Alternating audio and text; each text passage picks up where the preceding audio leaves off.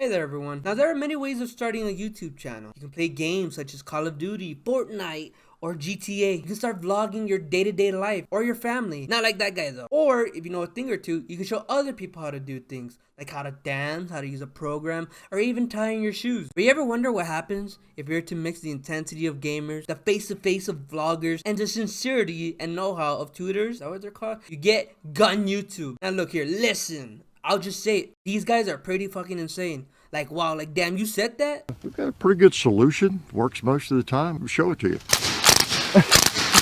And with that notion, I present to you GarandThumb. I'll be honest, I personally say Garand, but for the sake of video, I'll say Garand. Mike Jones, named after the guy from Rooster Teeth, has grown his channel over the last 12 years doing reviews over guns and the gear that he owns, putting them to the test to see what is right for you, the consumer. He's kind of a tactical guy, except he's actually cool and good looking. Personally, I'm more of a black powder kind of guy though, but you know, it's whatever. He also takes on the most interesting of thought experiments, such as what would happen if you shoot a person with a tank, or how to actually give yourself GarandThumb, which despite being named after him, took him 10 years to make an actual video about it. Talk about a cliffhanger. Now you may be asking yourself, what's the big deal? He just seems like every other gun channel. What? It's just an ordinary crabby. Oh my goodness! This dude is an urban survivalist, aka a prepper. He saw the movie Red Dawn and has been preparing ever since. The first one, not the second one. He has extended his hand of generosity and has presented to us the series simply titled Urban Survival, where he shows us essential survival know-how such as what to wear, what sorts of food you should take, where to get shelter, and how to breach and clear an entire room. Guys, this is essential. Now let's talk about the scenario. What scenario are we in that is creating this need of knowing how to breach and clear in the first place? When we're talking about urban survival, we're talking about a complete breakdown of a government, whether it be the United States or whatever country you live in. We're talking about a superior force has taken over this country and you're trying to win it back. Alright, so the scenario he's given us is a war. A complete invasion of the nation. Again, much like Red Dawn. Or as a patriot, depends on what you're into. Now the advice he gives is actually pretty good. He's not playing around and is quite serious about what you should have on your person in such a scenario. But the issue I have is the role that he gives you, the viewer. As we mentioned, we're fighting a superior force. The reason for this is we're coming down from the mountains. If you want to retake a country, you're going to need to go into the city centers. At the very least, they're going to get your biometrics. So if you're caught in the vicinity of where you were just doing a raid, where you were just getting into a gunfight, where you were trying to retake a city, being a silly little goose, there's going to be a lot of questions, and at minimum, they're going to know who you are. They're probably going to detain you.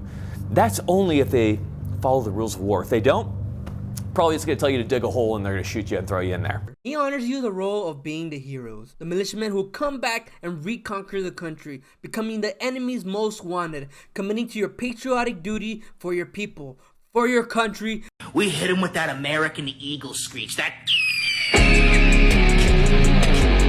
Sadly, that's just not the case. You ain't a hero. The hell are you talking about? He doesn't say any of that stuff. Nope. But it is implied. The amount of times he puts the viewer in the part of some authority or some sort of military position is astonishing. To the point where he even has entire videos of being in it, like how to survive an ambush. What position do I have to be in order to be ambushed in the first place? And it's not like a scenario where one guy is hiding and the other guy is trying to lure you in. No, they show a whole ass gunfight between them and whoever they're shooting at.